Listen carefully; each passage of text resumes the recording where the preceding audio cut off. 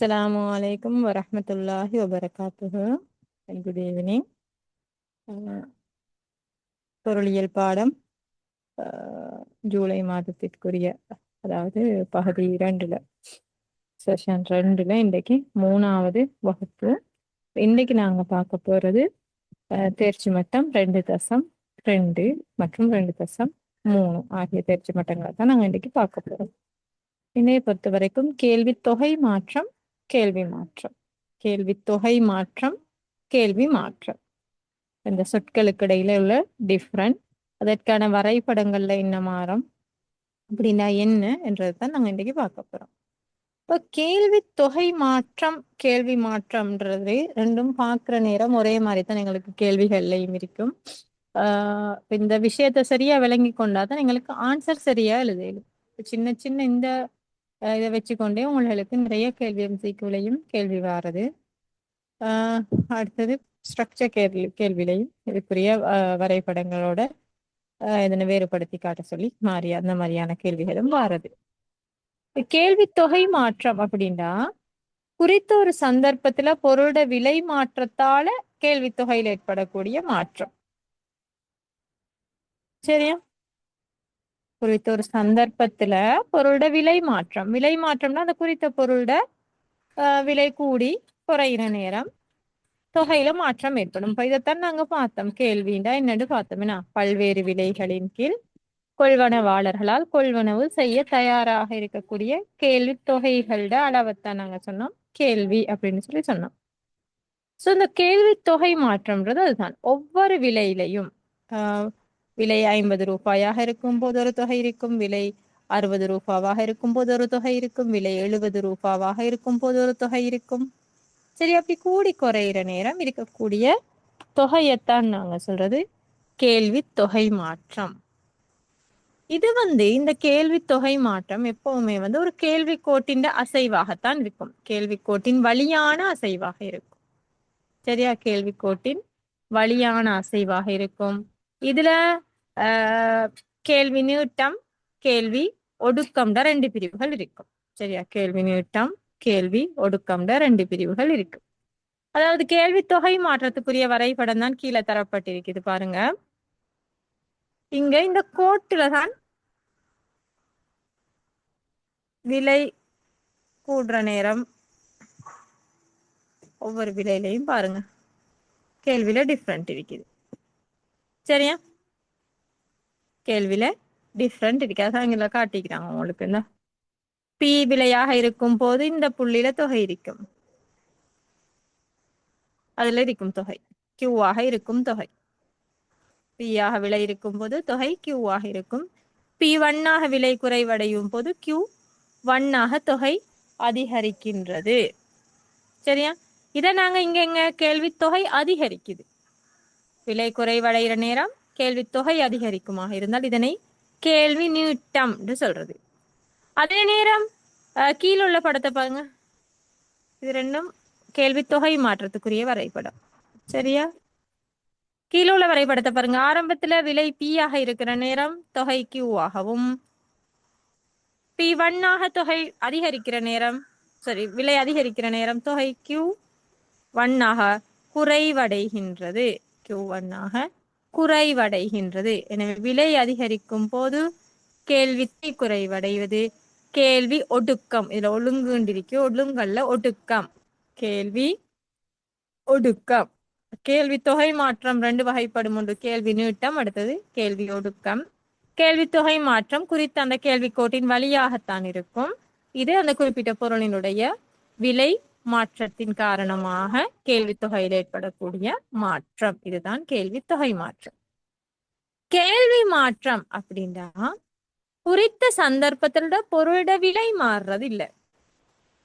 இங்க கேள்வி மாற்றம் எப்ப ஏற்படும்டா, கேள்வி மாற்றம் நல்லா ஞாபகம் வச்சுக்கணும்.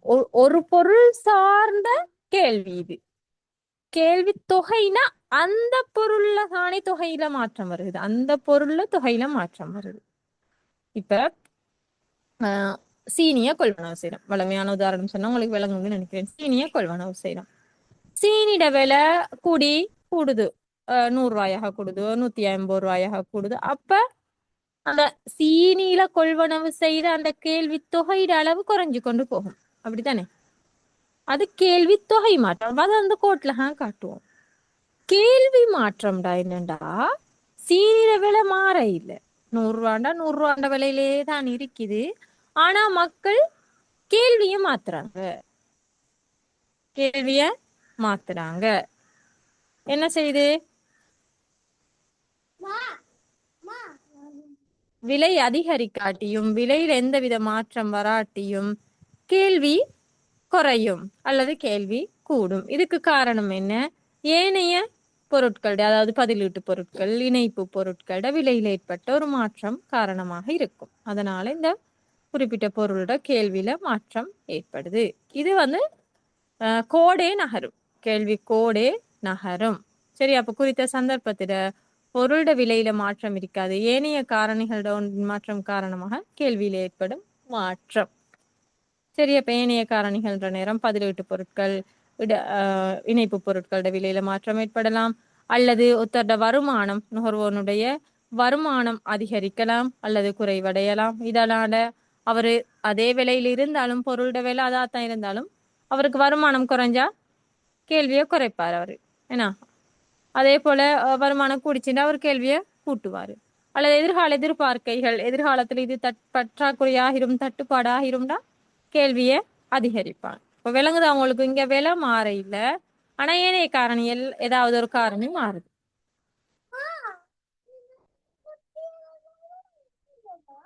ஏனைய காரணிகள் ஏதாவது மாறுது. இது கேள்வி கோட்டின் அசைவுன்னு சொல்லுவோம். முதலாவது கேள்வி தொகை மாற்றம்ன்றது கேள்வி கோட்டின் வழியான அசைவு. கேள்வி கோடே அசைஞ்சு போறதுன்னு சொன்னா அது கேள்வி மாற்றம். இதை நாங்க சொல்றது கேள்வி அதிகரிப்பு, கேள்வி குறைதல் என்ற 2 பிரிவுல வரும். சரியா? அதுதான் இந்த வரைபடம் ரெண்டும் காட்டுது. பாருங்க, விலையில எந்த மாற்றமும் வரையில. ஒருத்தரோட சுவையில மாற்றம் வந்திருக்கலாம். சுவை அவருக்கு அது அந்த பொருள் தொடர்பாக சுவை டேஸ்ட் அவருக்கு விருப்பம் கூடனோடனே அவர் கேள்வி அதிகரிப்பார். அதால கேள்வி அதிகரிப்பு. அதே நேரம் குறித்த பொருளோட விலையில எந்த மாற்றமும் இல்லை, ஆனா அவருக்கு இன்ட்ரெஸ்ட் இல்லை. இப்ப அந்த பொருளை வாங்குறதுல ஒரு விருப்பம் குறைஞ்சிட்டு, ஒரு டேஸ்ட் அதில் குறைச்சிட்டு, அப்படின்ற நேரம் அதனுடைய கேள்வி குறைவடையும். அது கேள்வி குறைதல்னு சொல்லுவோம். சரியா?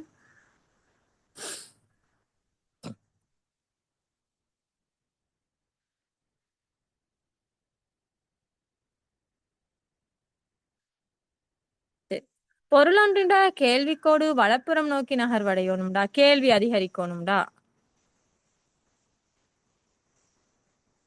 கேள்வி இப்படி இருக்குது ஒரு பொருளோட, அந்த கோடு வலப்புறம் நோக்கி வெளிப்புறம், வலப்புறம்னா வெளியாலையா, வலப்புறம் வலதுகை, இடப்புறம்னா உள்ளுக்கு. பாருங்க, இந்த கோட்டுல இருந்து உள்ளுக்கு வெளியில வந்தா அது வலப்புறம், உள்ளுக்கு வந்தா அது இடப்புறம்.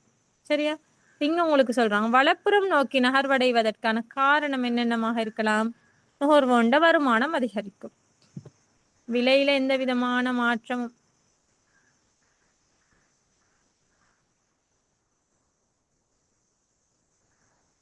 விலையில எந்த விதமான மாற்றமும் இல்லாத நேரம் என்ன, விலையில எந்த விதமான மாற்றமும் இல்லாத நேரம் கேள்வி மாறுதாக இருந்தால் அதை நாங்க கேள்வி மாற்றம்னு சொல்லுவோம். விலையில எந்த விதமான மாற்றமும் இல்லாத நேரம் கேள்வி தொகை மாறுதாக இருந்தால் அதனை கேள்வி மாற்றம்னு சொல்லுவோம். சரியா? அந்த கேள்வி மாற்றம் ஏற்படுவதற்கான காரணம் என்ன? ஏனைய காரணிகள் மாறுறது. ஏனைய காரணிகள் மாறக்கிட்ட எப்படி மாறும்? வருமானம் அதிகரிச்சாத்தான் கேள்வி மாற்றம் அதிகரிக்கும். அதே போல ஒருத்தர் நுகர்வோர் சுவை சாதகமாக இருக்கிறது, அந்த பொருள் தொடர்பான சுவை டேஸ்ட் கூடுறது, நுகர்வோரோட எண்ணிக்கை அதிகரிக்கிறது, அதிகமான ஆட்கள் அந்த பொருளை வாங்குறதுக்கு வாரது.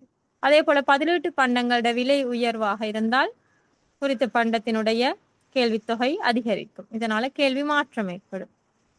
அப்ப என்ன இங்க வரப்போகுது? விலை தவிர்ந்த ஏனைய எல்லா காரணிகளும் சாதகமாக அமையுமாக இருந்தால் அதனை கேள்வி மாற்றம். இதனால கேள்வி வளைகோடு வலப்புறமாக நகரும். இதனை கேள்வி குறைவு, கேள்வி குறைதல் ஏற்படுமாக இருந்தால் என்ன நடக்கணும்? வருமானம் குறையணும், நுகர்வோட சுவை பாதகமாகணும், நுகர்வோட எண்ணிக்கை குறைவடையணும், பதிலீட்டு பண்டங்களோட விலை குறைவடையணும். இப்படி எல்லாம் நடந்துச்சுன்னு சொன்னா கேள்விக்கோடு இடப்புறமாக நகர்வடையும். சரி, இப்போ உங்களை பொறுத்த வரைக்கும் இப்போ எக்ஸாம்ல வந்து வெறுமனே சும்மா கேள்வி கோடு வலப்புறம் நகர்வதற்கோ அல்லது கேள்வி மாற்றம் ஏற்படுவதற்கான காரணங்கள் கேட்க மாட்டாங்க. ஏதாவது ஒரு பொருளோட அந்த பொருளை தந்து கேட்டாங்கடா, தேயிலையின் கேள்வி அதிகரிப்பதற்கு காரணங்கள், அல்லது அரிசியின் கேள்வி குறைவடைவதற்கு காரணம்டா, நீங்க ஒவ்வொரு விஷயத்திலையும் அந்த பேரை சொல்லித்தான் நீங்க எழுதணும். எப்படி எழுதுங்க? தேயிலையின் கேள்வி அதிகரிப்பதற்கான காரணங்கள் என்னென்ன? தேயிலையை நுகர்வோரின் வருமானம் உயர்வு. தேயிலை நுகர்வோரின் வருமானம் உயர்வடைகிறது. தேயிலையின் பிரதியீட்டு உற்பத்திகளின் விலை உயர்வடைதல். தேயிலையின் பிரதியீட்டு உற்பத்திகளின் விலை உயர்வடைதல். தேயிலை நுகர்வோரின் எண்ணிக்கை அதிகரிக்கிறது. தேயிலையின் சுவை சாதகமாதல். சரி, அப்போ ஒரு பொருளை தந்து உங்களுக்கு கேட்டாங்கன்னா நீங்க அந்த பொருள் சார்ந்துதான் பதிலளிக்கணும். சரியா? தேர்ச்சி மட்டம் 2.2 அவ்வளவுதான். கேள்வி மாற்றமும் கேள்வி தொகை மாற்றமும். அப்ப இது கிளியரா இருக்கும்னு நினைக்கிறேன்.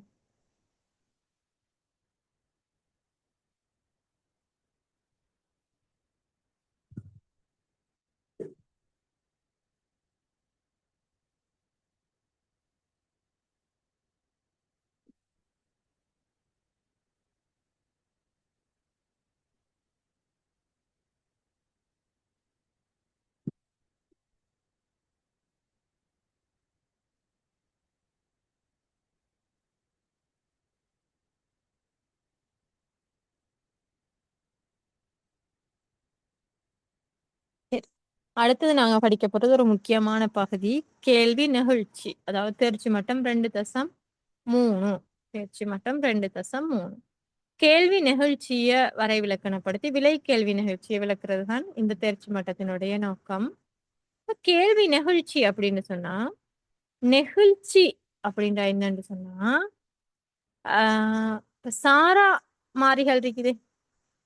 சாரா மாறிகள் சார்ந்த மாறியது கேள்வி தொகை. கியூடி வந்து சார்ந்த மாறியாக இருக்கும்.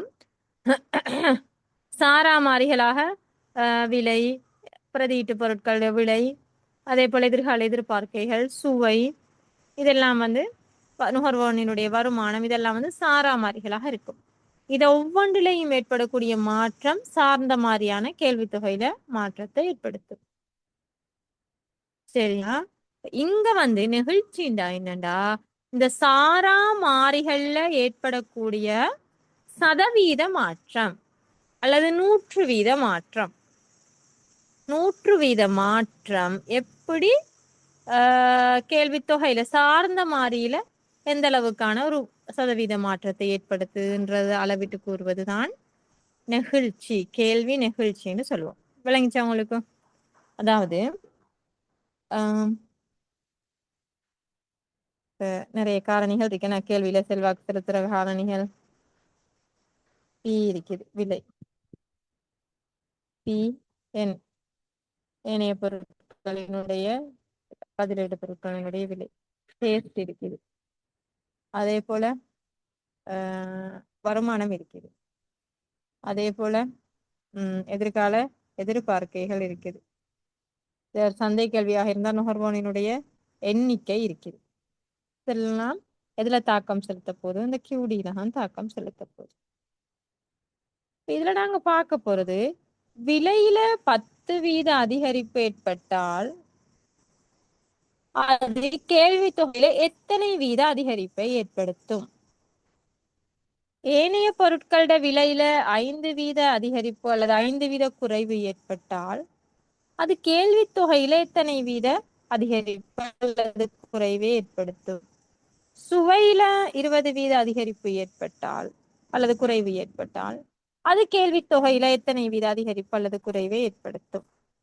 அதே போல வருமானம், அதே போல எதிர்கால எதிர்பார்க்கைகள், அதே போல நுகர்வோட எண்ணிக்கை, இது எல்லாத்திலையும் ஏற்படக்கூடிய சதவீத ரீதியான மாற்றத்துக்கு கேள்வி தொகையில எந்த அளவான மாற்றம் ஏற்படுது என்றதை அளவிட்டு கூறுவதுதான் கேள்வி நெகிழ்ச்சி. விளங்கிட்டா? சாரா மாறிகள்ல ஏற்படக்கூடிய சதவீத மாற்றத்திற்கு ஏற்ப சார்ந்த மாறியான கேள்வி தொகையில ஏற்படக்கூடிய சதவீத மாற்றத்தை அளவிட்டு கூறுவதே கேள்வி நிகழ்ச்சி.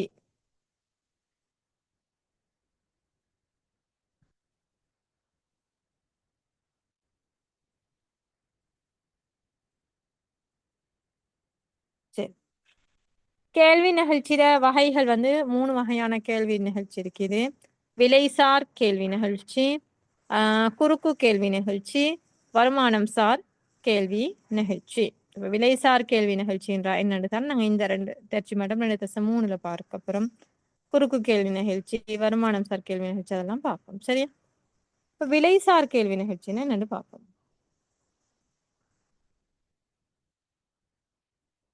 விலைசார் கேள்வி நிகழ்ச்சினா கேள்வியை தீர்மானிக்கும் விலை தவிர்ந்த ஏனைய காரணிகள் மாறாத போது பொருளொன்றிட விலை மாற்ற வீதத்திற்கும் அப்பொருளின் கேள்வி தொகை மாற்ற வீதத்திற்கும் இடையிலான தொடர்பை அளவிடுறது. நான் உங்களுக்கு சொன்னனே நிறைய காரணிகள் இருக்குது. என்ன விலை, விலை ஏனைய பொருட்களினுடைய விலை, வருமானம், நிறைய காரணி இருக்குதானே. இதுல இதெல்லாம் விட்டுட்டு இந்த விலையை மட்டும் எடுக்கிறோம். விலையில ஏற்படக்கூடிய சதவீத மாற்றம் கேள்வி தொகையில எந்த அளவான சதவீத மாற்றத்தை ஏற்படுத்துதுன்றத அளவிடுறது தான் விலைசார் கேள்வி நிகழ்ச்சி. கலைஞா, பெரிய கஷ்டமா இது? விலையில குறிப்பிட்ட பொருளினுடைய குறிப்பிட்ட பொருளின் விலையில மாத்திரம் ஏனைய காரணிகள் எதுவுமே மாறாத நிலையில் குறிப்பிட்ட பொருளினுடைய விலையில் மாத்திரம் ஏற்படக்கூடிய சதவீத மாற்றத்துக்கு கேள்வி தொகையில எந்த அளவான சதவீத மாற்றம் ஏற்படுகிறது என்றதை அளவிட்டு கூறுவதுதான் விலைசார் கேள்வி நிகழ்ச்சி. இந்த விலைசார் கேள்வி நிகழ்ச்சியை கணிப்பிடுறதுக்காக 2 முறைகள் பயன்படுத்தப்படுது. ஒன்று புள்ளி நிகழ்ச்சி முறை, அடுத்தது வில் நிகழ்ச்சி முறை. புள்ளி நிகழ்ச்சி முறை, அடுத்தது வில் நிகழ்ச்சி முறை.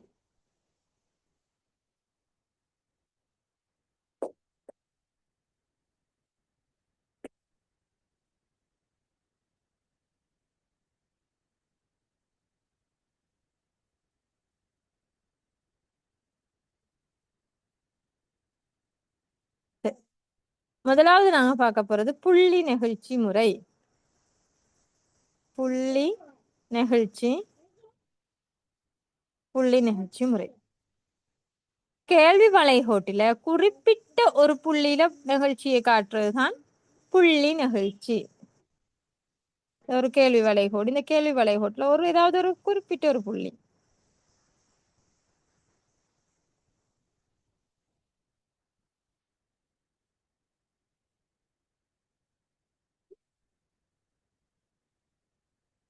சரியா? இந்த குறிப்பிட்ட ஏதாவது ஒரு புள்ளி,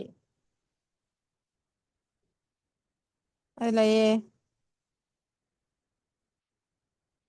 பி சி இந்த 3 புள்ளிகள் இருக்கு. இந்த 3 புள்ளிகள்ல ஏதாவது ஒரு புள்ளி நிகழ்ச்சியை கணிப்பிடுற முறையைத்தான் சொல்றது புள்ளி நிகழ்ச்சி முறை. சரியா? நிகழ்ச்சினா என்ன? ஏ புள்ளி எடுத்தீங்கன்னா ஏ புள்ளியில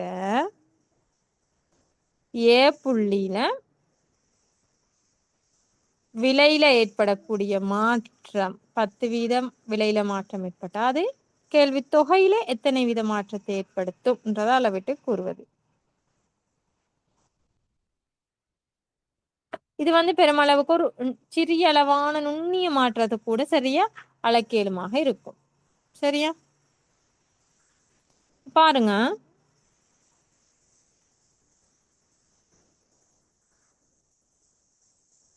இப்போ புள்ளி நிகழ்ச்சியை அளவிடுறதுக்குரிய முறை புள்ளி விலை கேள்வி நிகழ்ச்சி,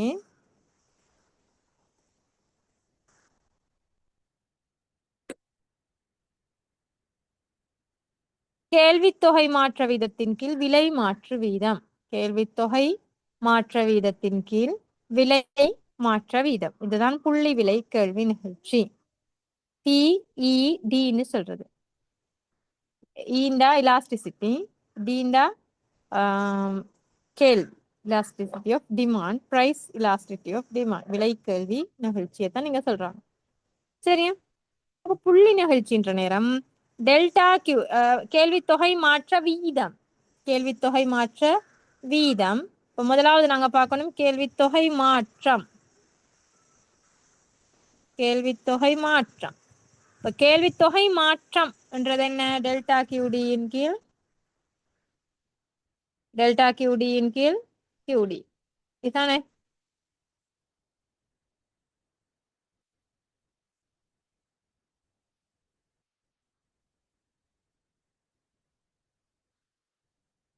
டெல்டா கியூடியின் கீழ் கியூடி.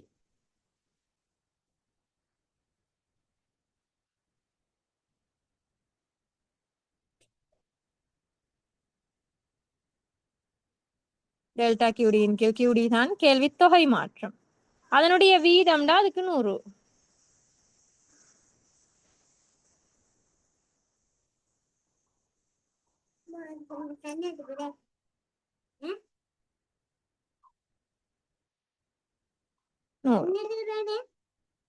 சரியா? அதன் கீழ் விலை மாற்ற வீதம். இப்ப விலை மாற்ற வீதம் எப்படி வரும்? டெல்டா பியின் கீழ் பி தர 100 விலை மாற்ற வீதம். சரியா?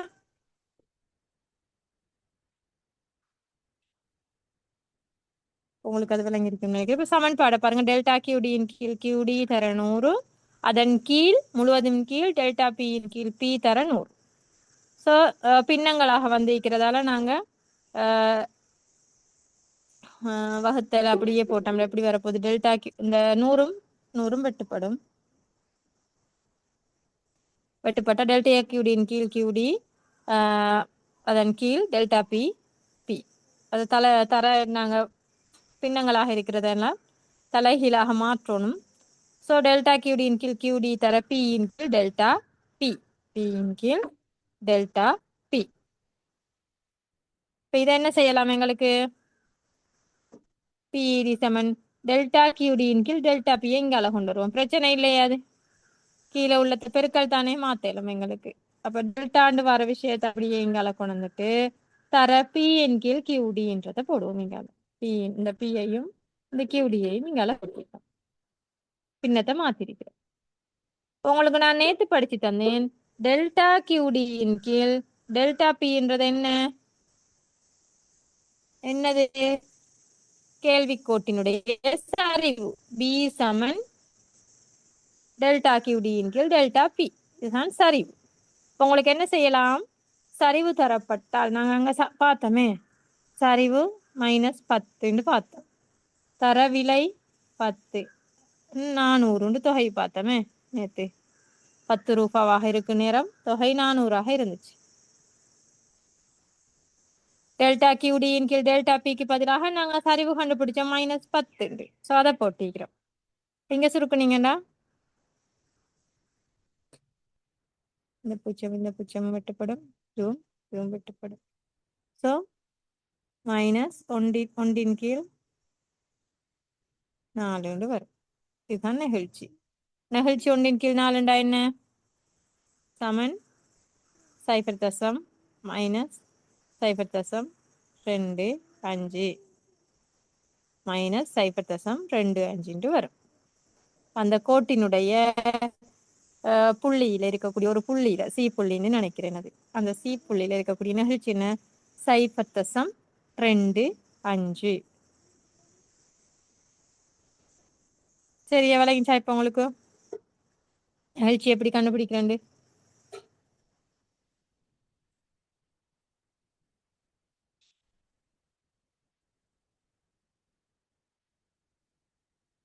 சரி, இப்ப மேல இருந்து கீழ் நோக்கி சரிந்து செல்லக்கூடிய இந்த நேரான கேள்விக்கோடு ஒன்று அப்படின்னு என்ன சொல்றாங்க? இந்த மேலிருந்து கீழ் நோக்கி சரிந்து செல்லக்கூடிய நேரான கேள்விக்கோடு ஒன்று. இந்த முடிவிலிருந்து பூஜ்ஜியம் வரை 5 வகையான நிகழ்ச்சிகள் காணப்படுமா? இந்த இடத்துல இருந்து இந்த இடம் வரைக்கும் 5 வகையான கேள்வி நிகழ்ச்சிகள் இருக்காம். ஒன்றுக்கு சமனான கேள்வி நிகழ்ச்சி, ஒன்றை விட கூடிய கேள்வி நிகழ்ச்சி, ஒன்றை விட குறைந்த கேள்வி நிகழ்ச்சி, பூஜ்ஜியத்துக்கு சமனான கேள்வி நிகழ்ச்சி, முடிவிலி கேள்வி நிகழ்ச்சி. இந்த 5 வகையான கேள்வி நிகழ்ச்சிகள் இருக்கு. அதைத்தான் இனி பார்க்க போறோம்.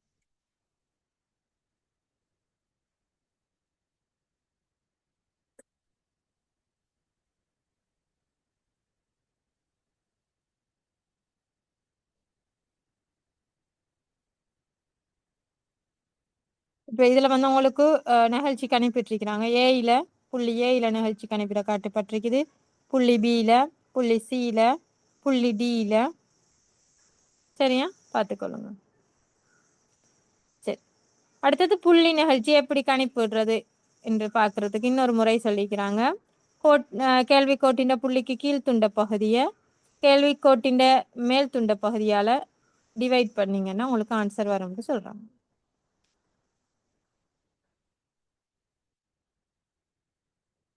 அதாவது பி புள்ளியில பாருங்க,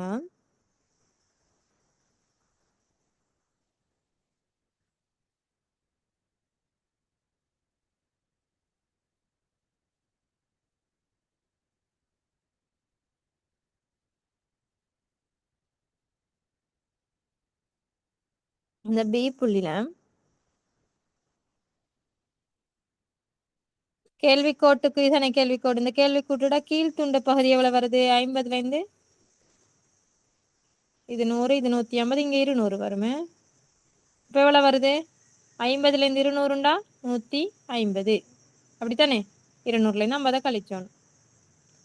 கேள்வி கோட்டுற மேல் துண்ட பகுதினா இது வரைக்கும் உள்ள பகுதி 50ல 0ல இருந்து 50, அப்ப 50 டிவைட் பண்ணீங்கன்னா 5க்குள்ள 5 ஒரு முறை, 15க்குள்ள 3 முறை. பி புள்ளியில 3 வரும் பாருங்க.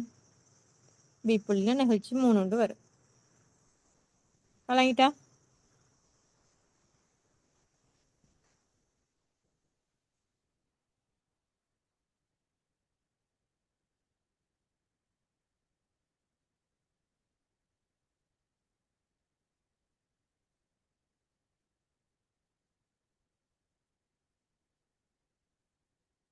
அடுத்தது வில் நிகழ்ச்சி. இப்ப விலைக்கல்வி நிகழ்ச்சி 2 வகைப்படும் பார்த்தோம். ஒன்று புள்ளி நிகழ்ச்சி, அடுத்தது வில் நிகழ்ச்சி. புள்ளி நிகழ்ச்சி அடுத்தது வில் நிகழ்ச்சி. வில் நிகழ்ச்சின்றது கேள்வி கோட்டின் 2 புள்ளிகளுக்கு இடையில நிகழ்ச்சியை அளவிட்டுறது. இது கேள்வி கோடும் இந்த கேள்வி கோட்டுல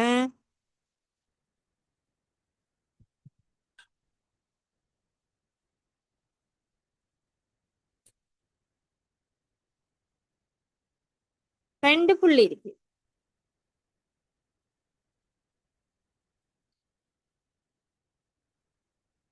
ஏ பீண்டு 2 புள்ளிகள் இருக்கு. இந்த 2 புள்ளிகளுக்கு இடைப்பட்ட இந்த பகுதியில நெகிழ்ச்சிய அளவிட்டு கூறுவதுதான் வில் நெகிழ்ச்சி அப்படின்னு சொல்றோம். சரியா? அதற்குரிய சமன்பாடை பாருங்க. டெல்டா கியூடியின் கீழ் டெல்டா பி, அது வந்து என்ன? கேள்விக்கோட்டினுடைய சரிவு.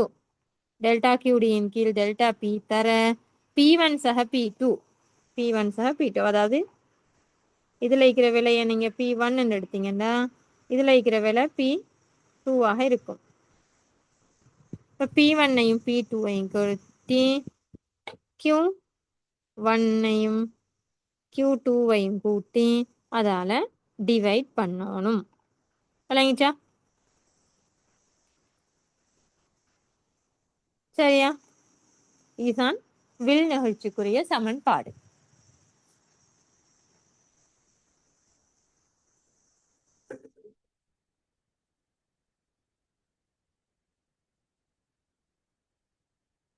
பாருங்க, உதாரணம் தந்திருக்கிறாங்க.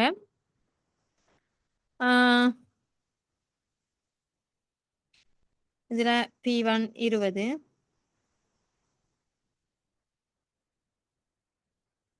P2 40,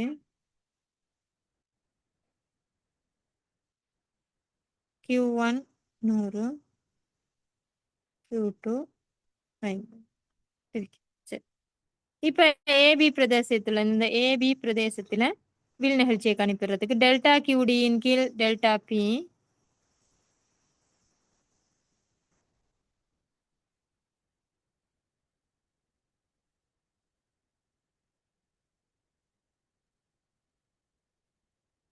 பாருங்க.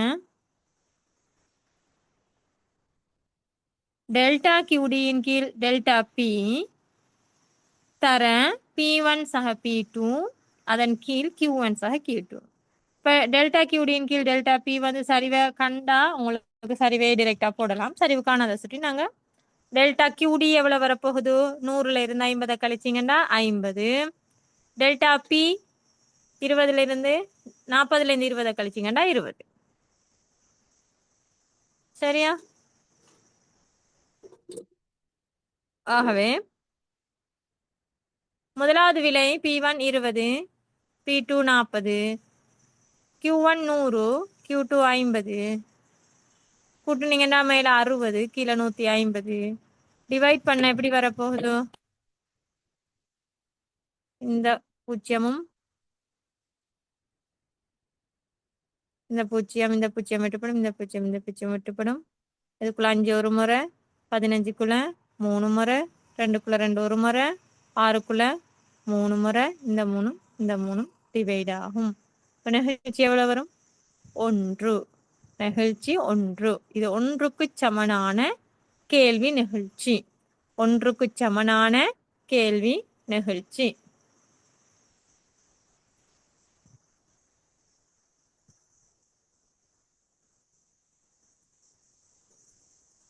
சரி.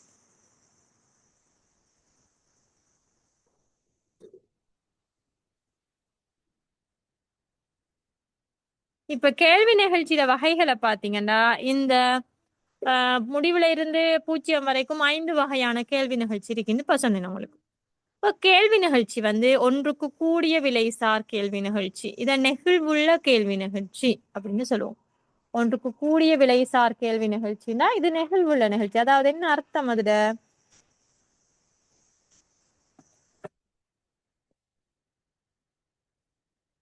விலையில ஒரு சிறிய அளவான மாற்றம் ஏற்பட்டாலும், விலையில ஒரு 5 வீதமான மாற்றம் ஏற்பட்டாலும் அதனுடைய கேள்வி தொகை வந்து ஒரு 10, 20, 30 வீதமாக அதிகரிக்கிறது.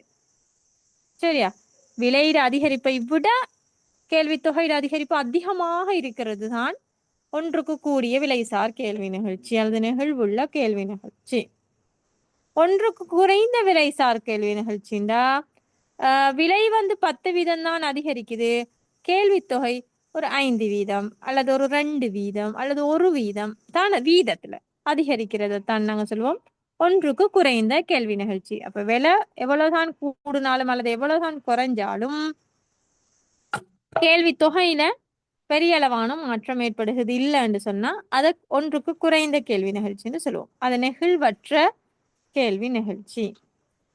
1க்கு சமனான விலை கேள்வி நிகழ்ச்சின்னா விலையில அதிகரிப்பு வீதத்தை மாறிய தொகையிலையும் அதிகரிப்பு வீதம் இருக்கும். 0 விலைசார் கேள்வி நிகழ்ச்சின்றது பூரண நெகிழ்வற்ற நிகழ்ச்சி. பூரண நெகிழ்வற்ற நிகழ்ச்சி 0.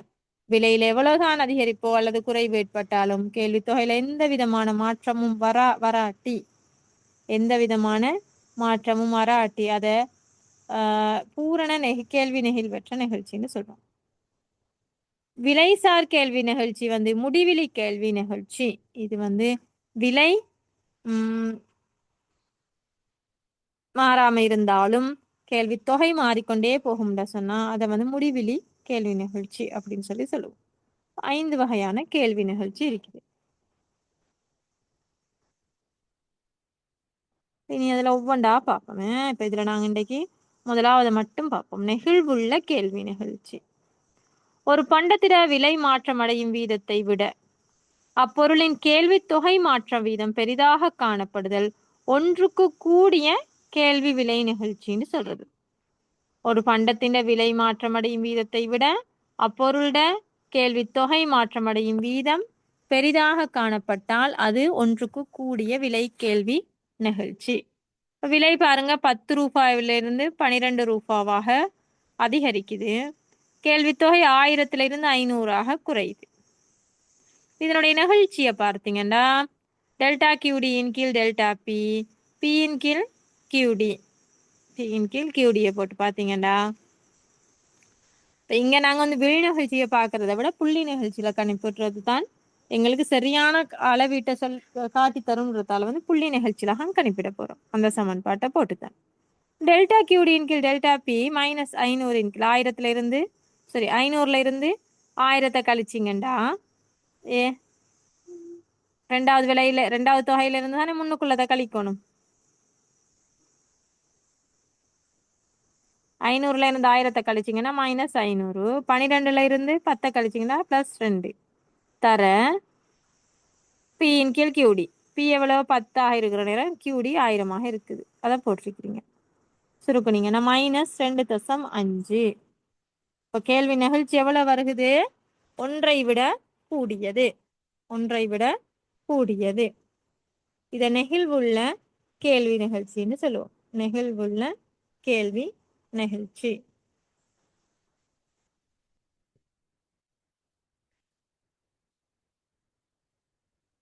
விளங்கிட்டா? நெகிழ்வுள்ள கேள்வி நிகழ்ச்சியினுடைய கேள்வி கோடு எப்படி இருக்கும்?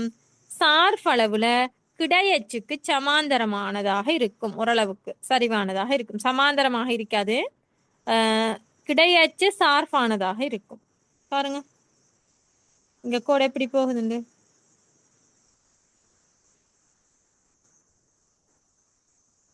சரியா? சார்பளவுல கிடையச்சு சார்பானதாக இருக்கும். ஸ்லைடா போகும். கிடையச்சு சார்பாக ஸ்லைடா போகும்.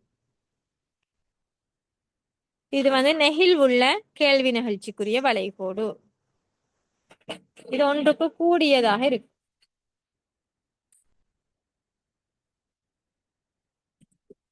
அடுத்தது ஒன்றுக்கு குறைந்த விலை கேள்வி நிகழ்ச்சி. ஒன்றுக்கு குறைந்த விலை கேள்வி நிகழ்ச்சி. இது ஒரு பண்டத்தின் விலை மாற்றம் அடையும் வீதத்தை விட அப்பண்டத்தினுடைய கேள்வி தொகையில் ஏற்படக்கூடிய மாற்றம் குறைவாக இருக்கிறது. விலை பாருங்க 5 ரூபாவாக இருக்கிற நேரம்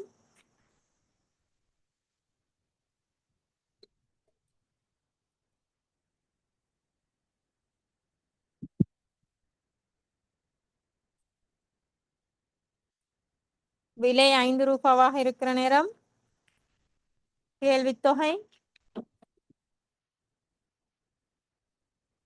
110ஆகவும் விலை 7 ரூபாவாக அதிகரிக்கிற நேரம் கேள்வி 100ஆகவும் குறைவடையும். சரியா? பாருங்க இப்ப வீத அடிப்படையில பார்க்கிற நேரம் டெல்டா கியூடியின் கீழ் டெல்டா பி -10 கீழ் 2. 100ல இருந்து 110 கழிச்சிங்கன்னா 100ல இருந்து 110 கழிச்சிங்கன்னா 10 -10. 7ல இருந்து 5 கழிச்சிங்கன்னா 2. பியின் கீழ் கியூ 5 இருக்கிற நேரம் கியூடி 110. அது பில கியூடி 110 வரணும். சரியா? சோ இங்க பாக்குற நேரம் இந்த 10 2க்குள்ள 2 ஒரு முறை 10க்குள்ள 5 முறை 110க்குள்ள 5 22 முறைன்னு வரும். 5ன் கீழ் 22.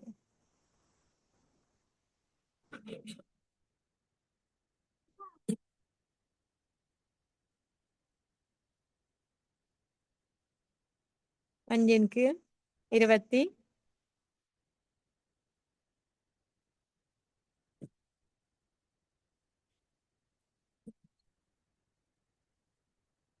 22 வந்தா டிவைட் பண்ற நேரம் ஆன்சர் ஒன்று வரும். அதுதான் நிகழ்ச்சியாக இருக்கும். இங்க ஒன்றுக்கு குறைந்த விலை கேள்வி நிகழ்ச்சியினுடைய வளைகோடு எப்பவுமே குத்தச்சுக்கு ஓரளவுக்கு சார்பானதாக இருக்கும். குத்தச்சுக்கு சார்பானதாகத்தான் இருக்கும். சரியா? ஸ்லைடா இல்லாம கொஞ்சம் குத்தச்சு சார்பானதாக இருக்கும்.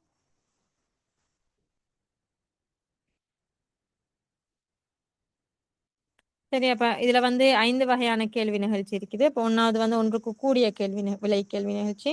2வது ஒன்றிற்கு குறைந்த விலை கேள்வி நிகழ்ச்சி. 3வது நாங்க பார்க்க போறது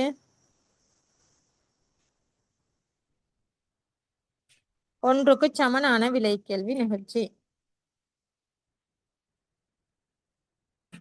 அதாவது ஒன்றுக்கு சமனான விலை கேள்வி நிகழ்ச்சின்றது விலை அதிகரிப்பு வீதமும் தொகை அதிகரிப்பு வீதமும் சமனாக இருக்கும். சரியா? அத இங்க வில் நிகழ்ச்சி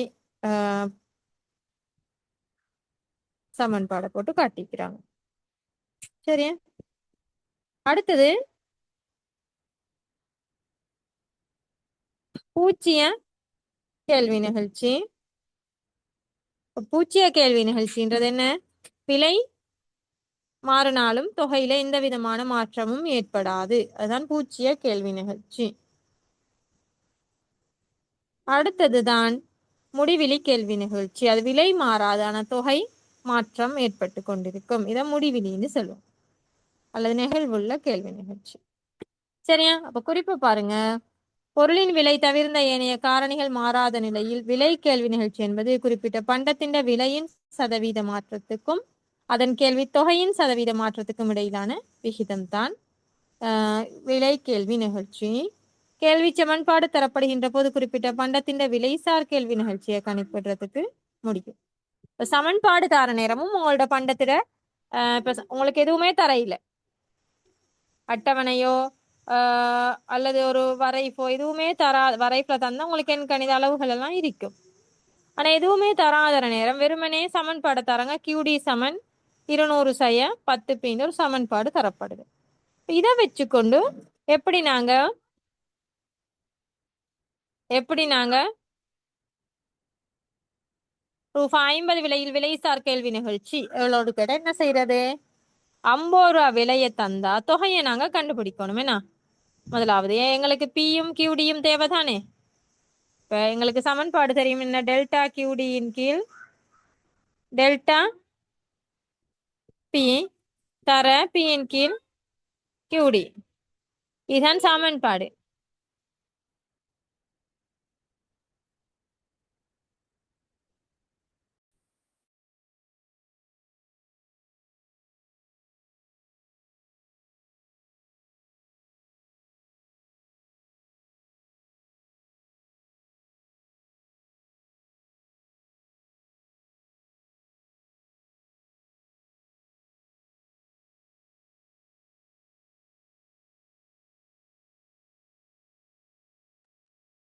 சோ இந்த சமன்பாட்டுல டெல்டா கியூடியின் கீழ் டெல்டா பி என்பது சரிவு, அப்படித்தானே? பி தானே சரிவு. சரிவு இங்க எங்களுக்கு என்ன தந்திருக்கிறாங்க? 200/10 பி என்ற சமன்பாட்டுல சரிவு எவ்வளோ? 10. அதுதான் சரிவு. 10. சரி, அப்ப சரிவு தெரியும் எங்களுக்கு. பியும் கியூடியும் தெரியாது. அப்ப அதுக்கு என்ன செய்யணும் நாங்க? சரி, பியும் தந்திருக்காங்க, 50 ரூபான்னு தந்திருக்கிறாங்க. அதுல விலைய தொகையை கண்டுபிடிக்கணும். 50 ரூபாய் விலையாக இருந்தால் எவ்வளவு தொகை இருக்கும்? இப்ப கியூடிக்கு பிரதியிடலாம் நாங்க. கியூடி சமன் 200/10 பி. 200/10 தர பிக்கு எவ்வளவு போட போறீங்க? 50. 10 50 பேருக்குன்னா 500. 200. சரியா?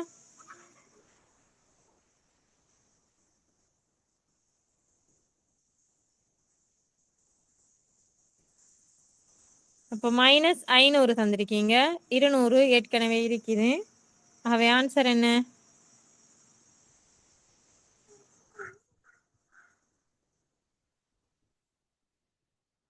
300 வரணுமே. -300. சரி, இதுல 1500 தந்திருக்காங்க, அது பில. இப்போ -300 வரும். இந்த சமன்பாட்டுல நாங்க அதை பிரதியிட்டோம்டா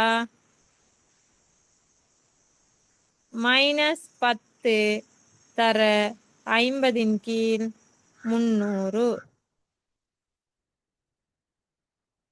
-300. மைனஸும் மைனஸும் வெட்டுப்பட்டால் இதையும் இந்த ஜீரோ எல்லாம் வெட்டுப்படும். அப்ப 5 கீழ் 3. 5 கீழ் 3 என்ன வரும் ஆன்சர்? 1.6 வரும். 1.66 வரும். இதுதான் நிகழ்ச்சி. சமன்பாடை தந்தாலும் நிகழ்ச்சிய கண்டுபிடிக்க இயலும். சரியா? விளங்கிச்சா அப்ப உங்களுக்கு? இப்போ இன்றைக்கு ஃபுல்லா நாங்க பார்த்தது கேள்வி நிகழ்ச்சி. கேள்வி நிகழ்ச்சியில 3 வகை இருக்குது. விலைசார் கேள்வி நிகழ்ச்சி, குறுக்கு கேள்வி நிகழ்ச்சி, வருமானம் சார் கேள்வி நிகழ்ச்சி. விலைசார் கேள்வி நிகழ்ச்சின்றது கேள்வியில தாக்கம் செலுத்துற எந்த ஒரு காரணியும் மாறாம இருக்கிற நேரம் கேள்வியில மட்டும் ஏற்படக்கூடிய சதவீத மாற்றத்துக்கு தொகையில எந்த அளவான சதவீத மாற்றம் ஏற்படுது என்றதை அளவிட்டு கூறுவதுதான் விலைசார் கேள்வி நிகழ்ச்சி. அது 5 வகைப்படும். ஒன்றுக்கு சமனானது, ஒன்றை விட கூடியது, ஒன்றை விட குறைந்தது, பூச்சிய கேள்வி நிகழ்ச்சி, அதே போல முடிவிலி விலைசார் கேள்வி நிகழ்ச்சி. இப்ப அந்த 5 வகை இருக்குது. 5 இன்றைக்கு பார்த்திக்கிறோம். சரியா? அடுத்தது அடுத்த கிளாஸ்ல பார்ப்போம் இன்ஷா அல்லாஹ். கிளாஸ் முடிச்சுக்கொள்ளுமே.